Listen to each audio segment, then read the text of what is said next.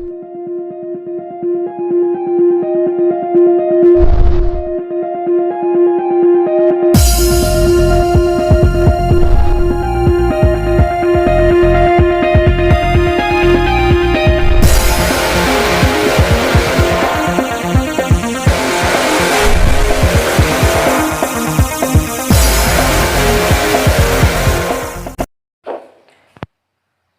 प्यारे व्यूअर, मैं आपके लिए कल वीडियो दिया प्रेजेंट इंडेफिनिट का, जिसमें मुझे उम्मीद है कि आपको अच्छा लगा होगा और शाम को अपलोड किया गया, जिसकी वजह से अभी व्यूअर तो बहुत ज़्यादा नहीं है, लेकिन फिर भी खुशहाली देने के लिए उतना काफ़ी है।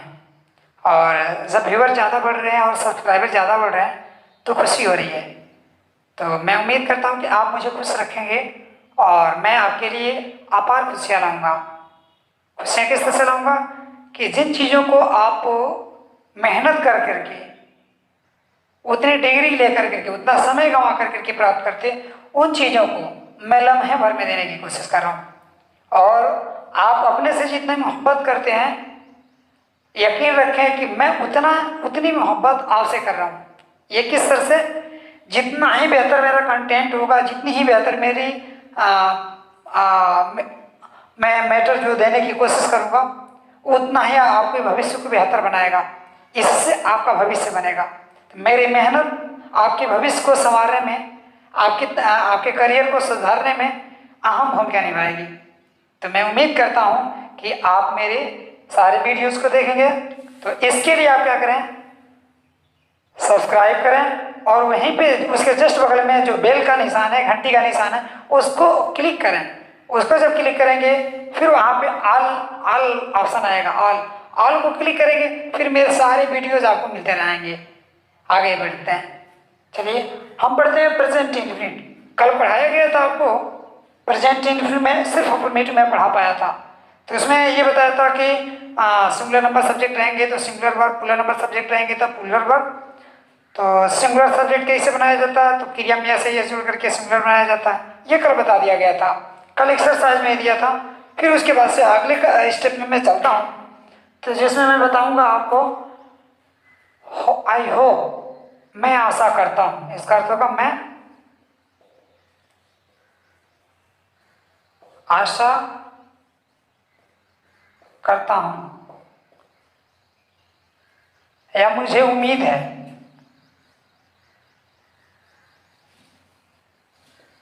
मुझे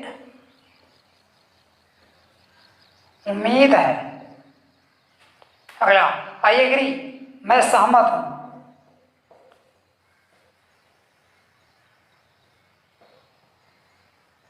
या मैं राजी हूं, मैं राजी हूं। आई बिलीव, मुझे विश्वास है या मैं विश्वास करता हूं। मुझे विश्वास है। आई वांट, मुझे चाहिए या मैं चाहता हूं। मुझे, अब चाहिए को देख करके सूट नहीं लगेगा, है ना। मुझे चाहिए या मैं चाहता हूं। मैं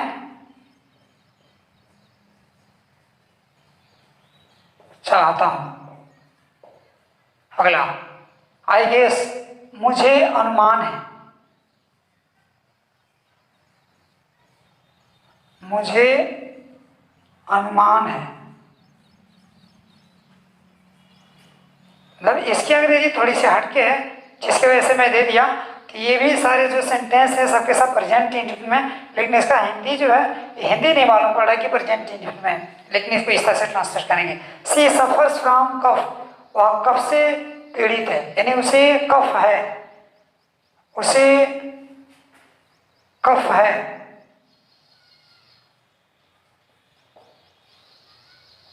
उसे कफ है, उसे खांसी है।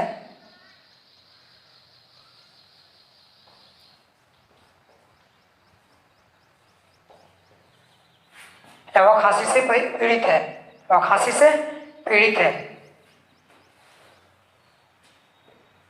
वह खांसी से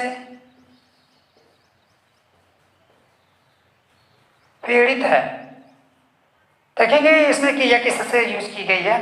तो सारे वाक्यों में क्रियाओं का जो यूज है उसको समझने की जरूरत है। ये सारी क्रियाएं प्रेजेंट इंडेफिनिट में है, ये अपने कर्ता की आदत तो नहीं बता रही हैं, लेकिन ये प्रेजेंट इंडेफिनिट में जरूर है। आगे बढ़ते हैं।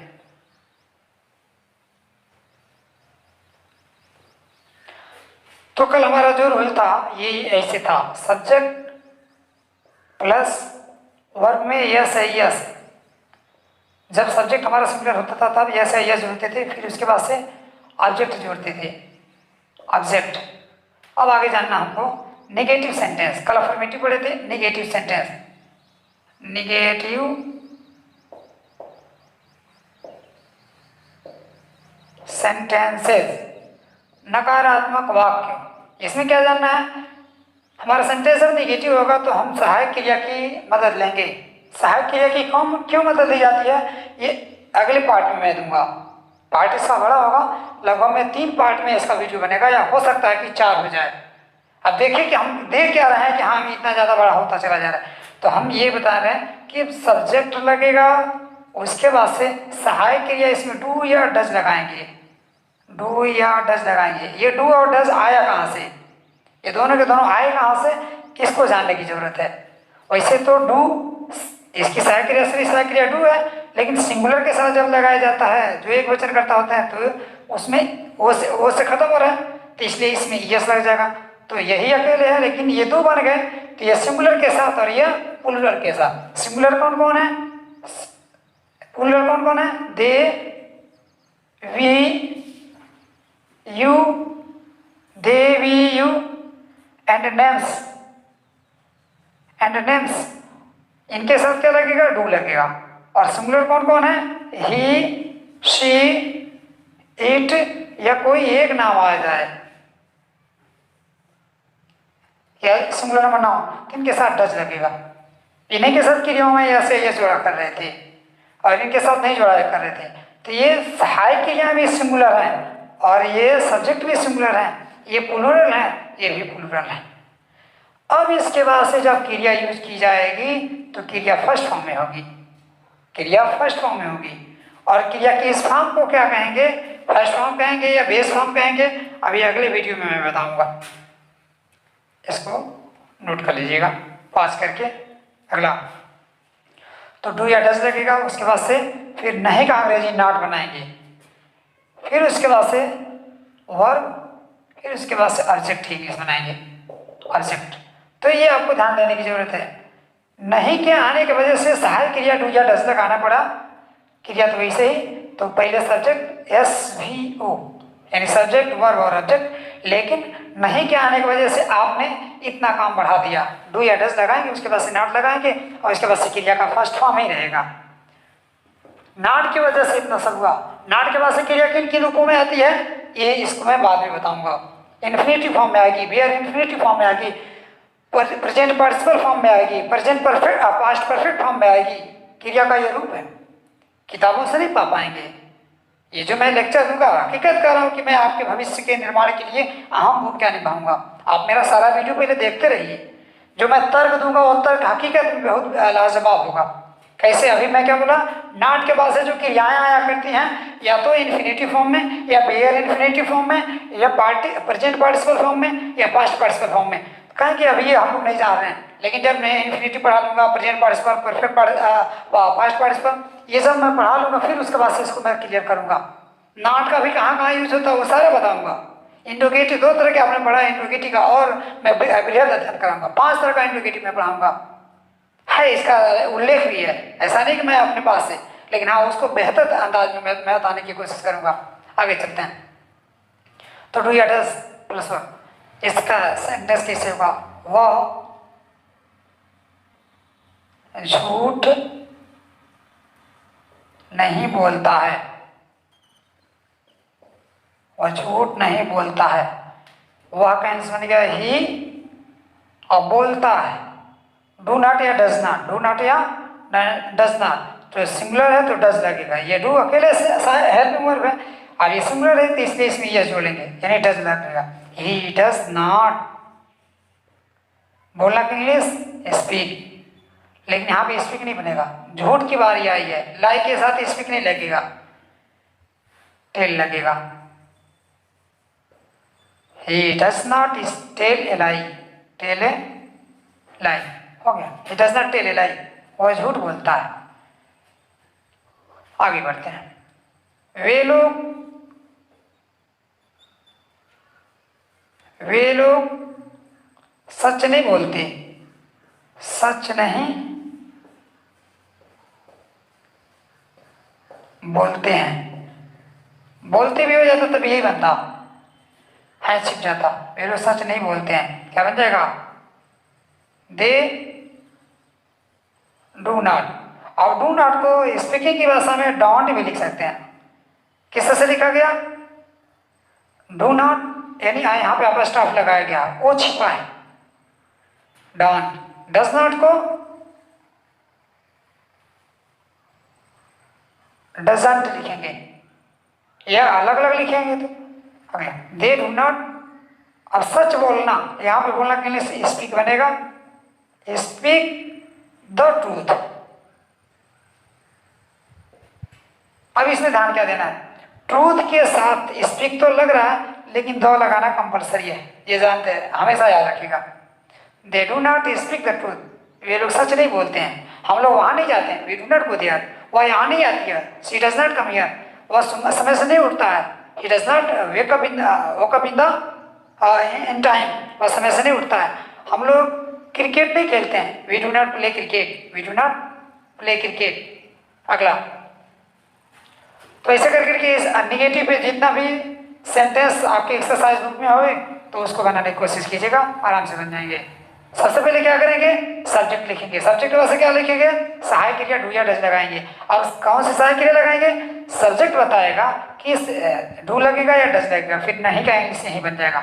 और ध्यान दीजिएगा, नेगेटिव में नेवर शब्द भी आता है, नेवर, नेवर आता है। नेवर मीन्स कभी नहीं, कभी नहीं, नेवर मीन्स कभी नहीं। कभी नहीं जब आएगा तो ये रूल नहीं लगेगा, ये जो भी निगेटिव का रूल है ये नहीं लगेगा। तब यहाँ पे रूल कौन सा लगेगा? Subject plus never plus verb, yes या यस फॉर्म में, प्लस ऑब्जेक्ट। ये कौन सा नियम लग गया? तो कहेंगे अफर्मेटिव का नियम लग गया। कहेंगे कैसे? तो कहेंगे कि यहाँ क्रिया यस या यस फॉर्म में है, जब भी क्रिया यस या यस फॉर्म में रहेगी तो अफर्मेटिव का नियम ही रहेगा। कोई सहायक क्रिया नहीं है, कहेंगे यहाँ पे सहायक क्रिया क्यों नहीं है? तो चलिए यही क्वेश्चन मेरा है, अगले चैप्टर में, अगले पार्ट में इसका हम पूरा अध्ययन कराएंगे। चलिए यहीं पे सुन लीजिए थोड़ा सा। नेवर, नेवर एडवर्ब है, नॉट भी एडवर्ब है। तो नेवर और नॉट दोनों जब एडवर्ब हैं तो नॉट के आने के बाद से सहायक क्रिया की जरूरत पड़ जा रही है, और नेवर के आने पे कोई सहायक क्रिया नहीं। ऐसा क्यों? क्या वजह है कि सहायक क्रिया की जरूरत पड़ी है इसके साथ कोई सहायक क्रिया नहीं? तो adverbial time, adverb of time है। जब एडवर्ब ऑफ टाइम रहेगा तो एडवर्ब ऑफ टाइम के साथ कोई भी सहायक क्रिया की जरूरत नहीं, इसलिए यहाँ पे कोई सहायक क्रिया की जरूरत नहीं है। तो सब्जेक्ट प्लस नेवर, इस तरह से सिंपल में इसका यूज कर लेंगे। अगला, इसको देखिए फिर से बनाएंगे। वह कभी झूठ नहीं बोलती है, वह झूठ कभी नहीं बोलती है, वह झूठ कभी नहीं बोलती है। क्या बन जाएगा? She never tells a lie, she never tells a lie. हम लोग वहां कभी नहीं जाते हैं,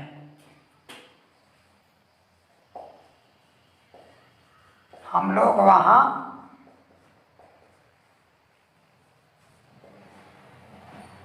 कभी नहीं जाते हैं। क्या बन जाएगा? हम लोग का आंसर बन गया we never, we never go there. यहाँ पे कोई सहायक क्रिया का प्रयोग किया गया? नहीं, हम लोग वहाँ हमेशा जाते हैं, हम लोग वहाँ पे हमेशा जाते हैं। चलिए इसी नेवर को थोड़ा सा और इधर घुमा कर करके अगर दे दूँ तो आप तो प्रॉब्लम पड़, चलिए रहने देते हैं। नेवर का और यूज मैं बाद में दिखाऊंगा, उसमें इन्वर्जन आ जाएगा। वह झूठ कभी बोलती नहीं, वह झूठ कभी नहीं बोलती, इस तरह से कहा जा रहा है वह झूठ कभी बोलती ही नहीं। तब वहां पे बनेगा इस तरह से, never does she tell a lie. ऐसा कैसे हो गया कि यहाँ पे कोई नेवर के साथ कोई सहायक क्रिया नहीं लिख रहा था, और उसके बाद से क्या सहायक क्रिया यहाँ पे आ गई, ऐसे कैसे? और वो भी सहायक क्रिया है जो सब्जेक्ट से पहले आ गई, अर्थात इन्वर्जन फॉर्म में आ गई। ये किस तरह से कहेंगे? एडवर्ब से सेंटेंस शुरू हुआ, और ये एडवर्ब जोड़ डाल रहा है, जोड़ डालने की वजह से यहाँ पे नेवर के साथ इन्वर्जन लग गया है। बात समझ में आ रही है? तो जब नेवर से कोई सेंटेंस शुरू होगा तो उसके साथ इन्वर्जन हो जाएगा, अर्थात सहायक क्रिया लगेगी, सहायक क्रिया लगेगी। आगे बढ़ते हैं। तो सी फिलहाल में ये वाला रूल आप जाने, इसको बाद में जानने की कोशिश कीजिए, बहुत रेयर केस में ऐसा मिला करता है। हाँ, तो नेवर का रूल मैंने बता दिया। अब मैं आपको बताने जा रहा हूँ इंट्रोगेटिव फर्स्ट टाइप। इंट्रोगेटिव का रूल क्या होता है? सहायक क्रिया को सब्जेक्ट से पहले लिख देना इंट्रोगेटिव का रूल कहलाता है। यानी do oblique does plus subject plus verb. अगर नहीं शब्द आएगा तो जानते कहाँ आएगा? देखिए यहीं पे सब्जेक्ट ये निकल गया, यहीं पे नहीं का नहीं की इंग्लिश बनेगी। और नहीं अगर शॉर्ट फॉर्म में भी लिखते हैं, शॉर्ट फॉर्म उसका अब्रिविएशन फॉर्म लिखते हैं, तो डू नॉट के उसके साथ लिखेंगे तो हो जाएगा डॉन्ट, डज नॉट को लिखेंगे तो डजंट, तो यहीं पे लिख सकते हैं। नहीं अगर आएगा तो प्लस ऑब्जेक्ट प्लस सब्जेक्ट, ये इंट्रोगेटिव का रूल हो गया। क्वेश्चन में लगा लेंगे। ये कौन सा रूल है? इंट्रोगेटिव का। इसी को कहते हैं एस नो आंसर टाइप का रूल है। जैसे क्या आप उसे जानते हैं? क्या आप उसे जानते हैं? तो आपका इंग्लिश बनेगा यू के साथ लगेगा डू, डू को लिखेंगे पहले तो क्या बनेगा? Do you know. क्या आप जानते हैं? Do you know. क्या आप जानते हैं किसको? उसे, हिम या her. Do you know him? Do you know him? क्या आप वे लोग यहाँ आते हैं? क्या वे लोग यहाँ आते हैं? वे लोग इंग्लिश में कहते थे के साथ लगेगा डू, डू को लिखेंगे पहले, डू दे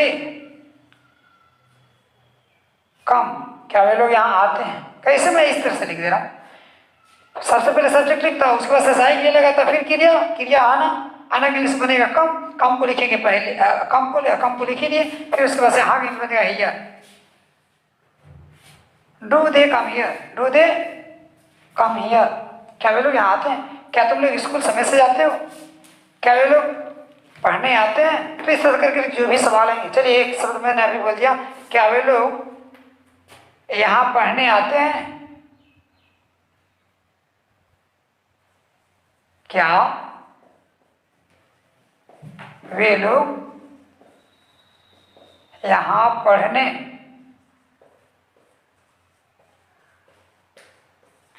आते हैं? Question mark. इसमें ध्यान देने की बात क्या है? पढ़ने, पढ़ने में नानी नहीं आया।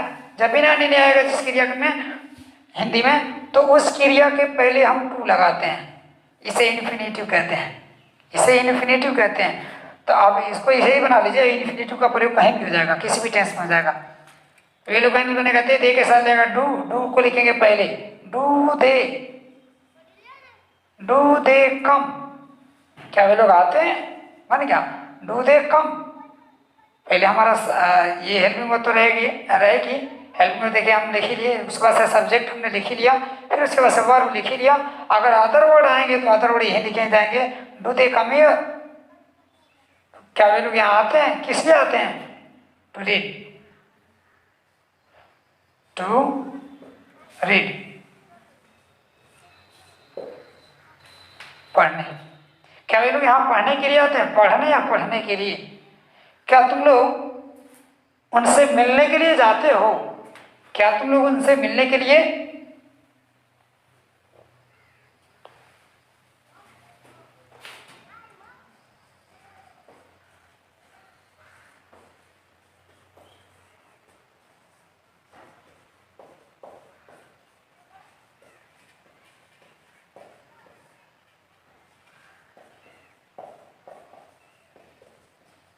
मिलने के लिए कहें चाहे मिलने, सिर्फ इतना कहें तो के लिए कहेंगे सिर्फ और नहीं बनेगा, अलग से कुछ नहीं बनेगा, बस इन्फिनिटी से कम बनेगा। तुम लोग कहेंगे बनेगा यू, यू के साथ जाएगा डू यू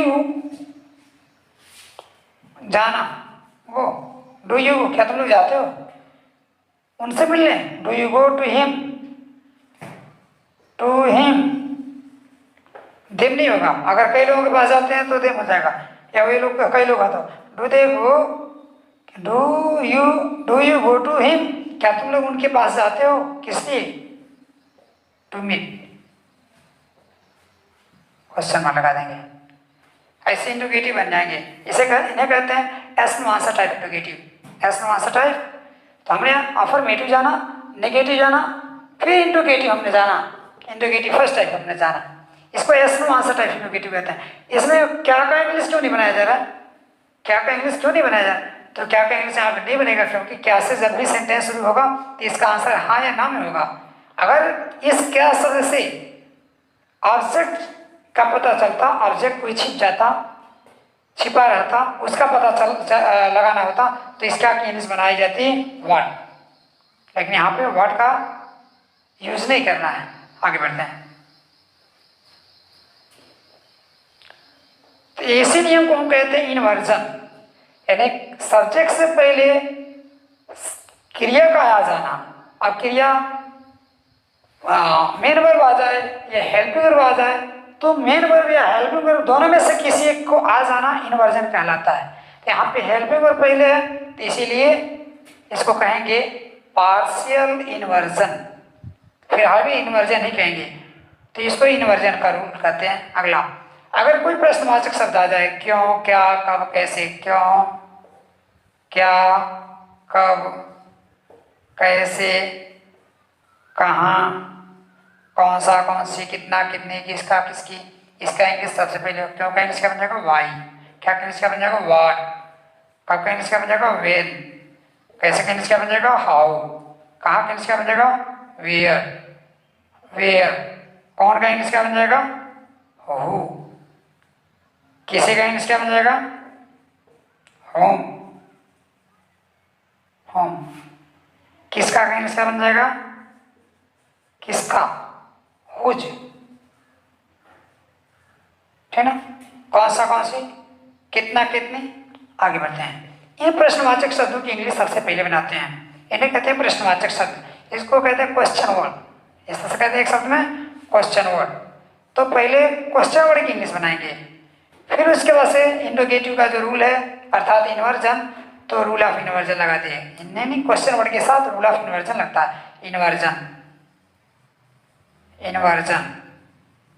इन्वर्जन का मतलब यहाँ पे क्या है, इन्वर्जन का मतलब यहाँ पे सब्जेक्ट से पहले सहायक क्रिया का आना, ठीक है। आप इस तरह से लिखें, नहीं तो आप ऐसे डायरेक्ट लिख लें, क्वेश्चन वर्ड प्लस डू या does plus subject plus verb plus object, question word लग जाएगा। कौन इतने चक्कर में पड़ेगा। अगला, तो अब सवाल जरा देखे जाए, तुम वहां क्यों जाते हो, तुम वहां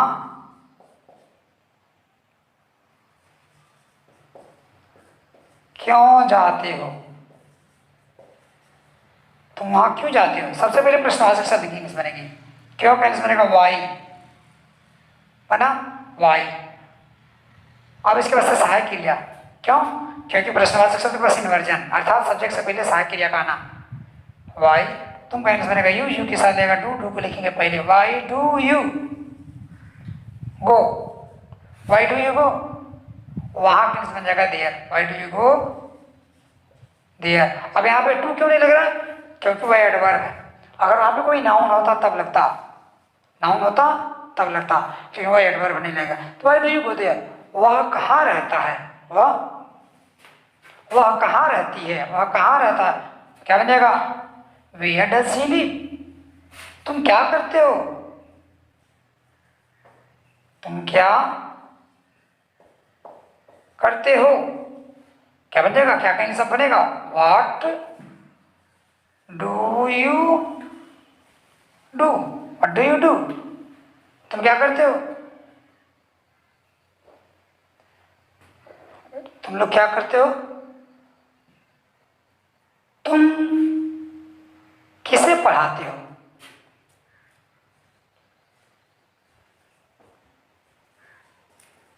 तुम किसे पढ़ाते हो, किसे कहने से देखिए क्या बन जाएगा, होम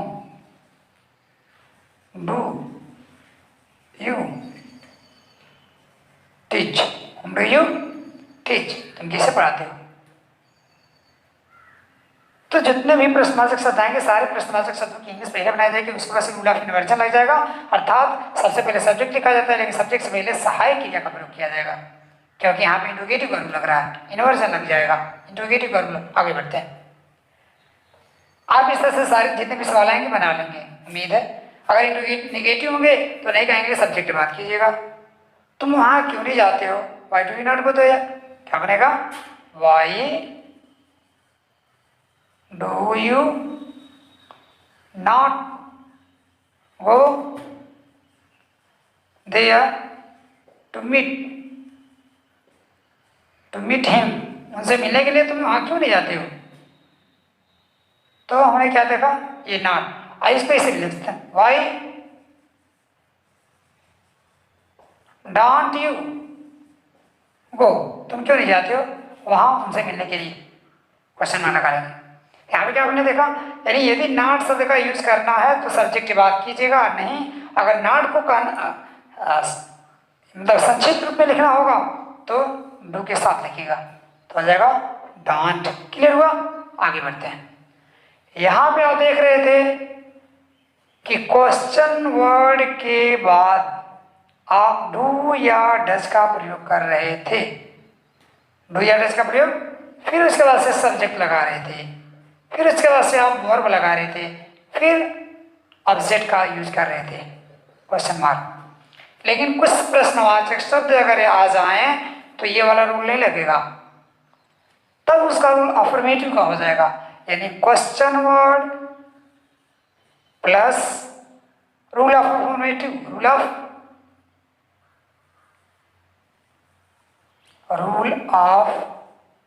अफर्मेटिव,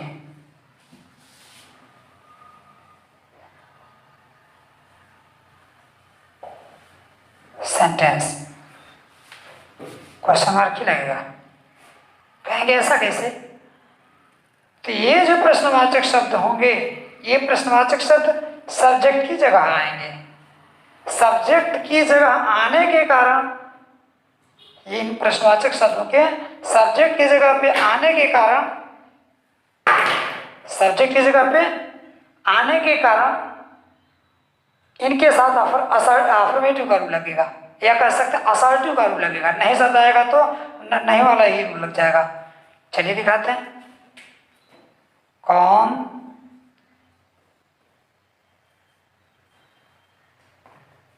अंग्रेजी पढ़ाता है,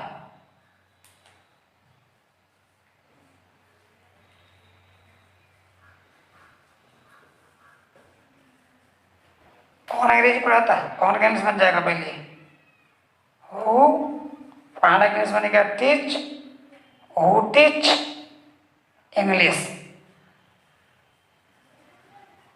ध्यान देने की जरूरत है यहाँ पे।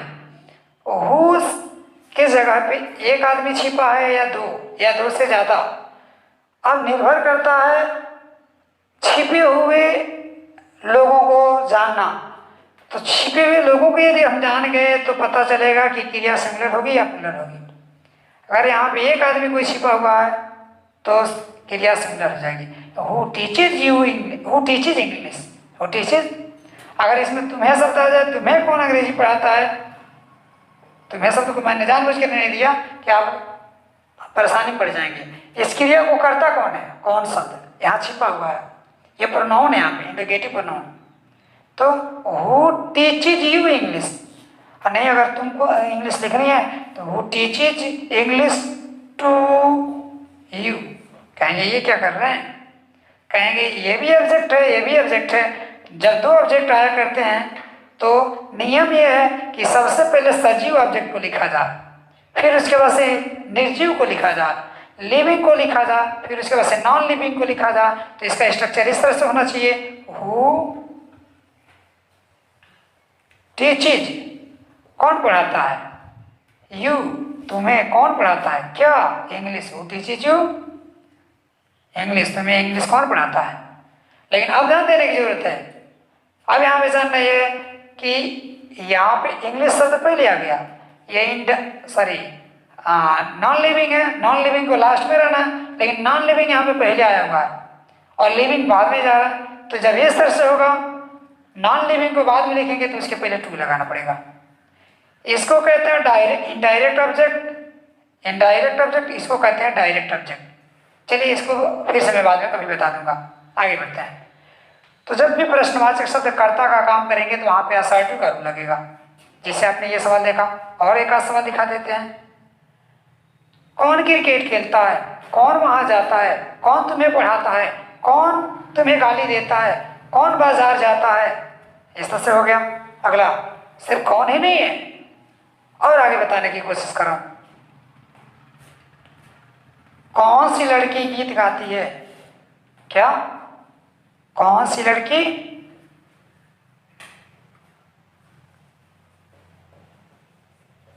कौन सी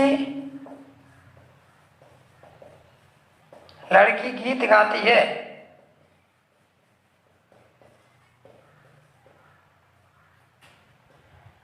कौन सी क्या है, इंग्लिश देखिएगा। इस क्रिया को कर कौन रहा है, यही प्रश्नवाचक शब्द। तो विच गर्ल क्या बन जाएगा, विच गर्ल, विच गर्ल सिंग, एक नाम यहाँ पे छिपा हुआ, विच गर्ल सिंग्स ए सॉन्ग, कौन सी लड़की गीत गाती है। यहाँ पे एक क्यों लगा हुआ, क्योंकि ये गीत सिंगुलर वर्ड है, सिंगुलर नंबर नाउन है। सिंगुलर नंबर नाउन के पहले जब कोई noun singular number countable noun होता है तो उसके पहले ए या एन का प्रयोग किया जाता है, भले हिंदी में एक शब्द आया हो या ना आए। तो विच गर्ल, अब यहाँ पे ऐसे सवाल बन जाए, कौन कौन सी लड़कियां गीत गाती हैं, आ जाए इस तरह से, कौन कौन सी लड़कियां वहां घूमने जाती हैं।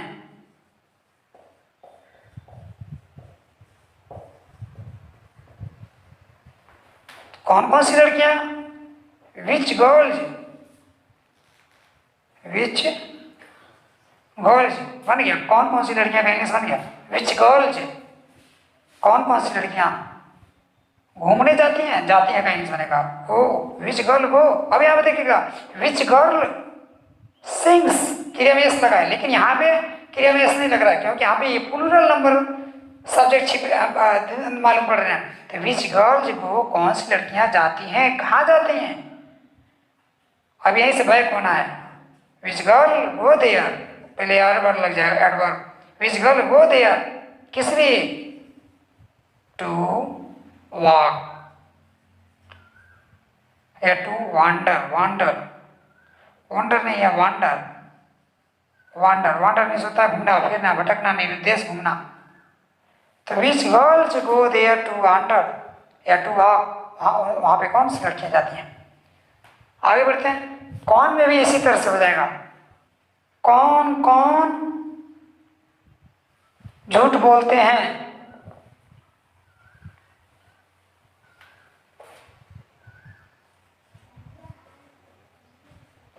कौन कौन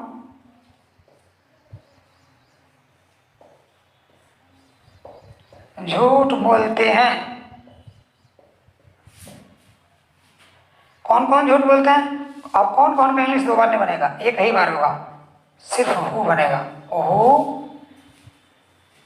झूठ बोला का इंग्लिश टेल ए लाई होता है, tell a lie, who tell L I, who अगर हो जाता हु टेल्स एल आई, तब इसका हिंदी देखिए क्या होगा। इसका हिंदी होगा कौन झूठ बोलता है। कौन, यहाँ पे क्या होगा, कौन कौन झूठ बोलते हैं। क्यों इस तरह से हो रहा है, कौन कौन का इंग्लिश, इसमें कोई परिवर्तन ही नहीं हो रहा है। हाँ, तो होते हैं कुछ ऐसे शब्द जिनके रूप में कोई परिवर्तन नहीं होता, फिर भी वो प्लूरल बन जाया करते। उस सिंगुलर और प्लूरल में दोनों रूपों में एक ही तरह नजर आया करते, एक ही तरह से रहते, कभी बदलते नहीं, कांस्टेंट रहते। लेकिन उनकी क्रियाओं को बदल देने से उन्हें सिंगुलर और प्लूरल बना दिया जाता है। तो यहाँ पे मालूम पड़ रहा है कि कई सारे लोग हैं, कई सारे बच्चे हैं, कई सारे लोग हैं, या कोई भी कई सारे यहाँ पे छिपे हुए हैं, लेकिन इसमें सिंगुलर कोई एक ही छिपा हुआ है। इसके वजह से क्या कहेंगे कि इसके साथ सिंगुलर वर्ब लगेगा और इसके साथ प्लूरल वर्ब लगेगा, तो इसका अर्थ कौन कौन होगा। आगे बढ़ते हैं, हाउ मेनी पे चले चलते हैं। कितने लोग वहां जाते हैं, यहां आते हैं। कितने लोग यहां आते हैं। कितने लोग यहां आते हैं। कितने लोग का इंग्लिश देखिए, यही करता, आने का काम कौन कर, कितने लोग। इसका इंग्लिश क्या बनेगा, how many. How many people, how many people, कितने सारे लोग यहाँ आते हैं। How many people come here, come here, हो गया। How many people come here, कितने बच्चे यहाँ पढ़ते हैं। How many students study here. तो प्रश्नवाचक शब्द सब्जेक्ट के रूप में आ गए। इसके पहले क्या थे, प्रश्नवाचक शब्द सब्जेक्ट के रूप में नहीं थे, सब्जेक्ट के साथ आए थे, तो वहां पे रूल ऑफ इन्वर्जन लग रहा था, लेकिन यहाँ पे रूल ऑफ अफर्मेटिव लग रहा है। चले, इतना ही के साथ मैं आज का क्लास खत्म करता हूँ, और फिर से हम अगले क्लास में मिलेंगे। और आप न भूलें हमारे इस वीडियो को देखना, यदि नहीं चाहते इस तरह से करना, भूलना नहीं चाहते हैं, तो फिर आपको बेल आइकन दबाएं, सब्सक्राइब के बगल वाले बगल में जो बेल आइकन दिया हुआ है उस बेल आइकन को दबाएं। उस पर जब क्लिक करेंगे तो ऑल शब्द आएगा, ऑल पे क्लिक करें, फिर आप हमारा जो भी वीडियो अपलोड किया जाएगा तुरंत आपके पास पहुंचेगा। और मैं हर क्लास में कोशिश करूंगा कुछ नवीनताएं जोड़ करके ही रखूं, और जो जिन नवीनताओं को मैं दूंगा उनको आप जल्दी से किसी क्लास में तो पा ही नहीं सकते। आप तो यूट्यूब पे ही हैं, यूट्यूब पे औरों का क्लास देख लीजिएगा, इन चीज़ों को नहीं पाएंगे आप। अभी हम इस प्रेजेंट इंडेफिनिट का यूज कहाँ कहाँ होता है ये अलग मैं बताने वाला हूँ। इसमें से डू और डज कहाँ से आ गया, इसमें डू और डज कहाँ से आ गया, इसको मैं बताने वाला हूँ। चलिए आगे अगले क्लास में मिलेंगे। That's enough.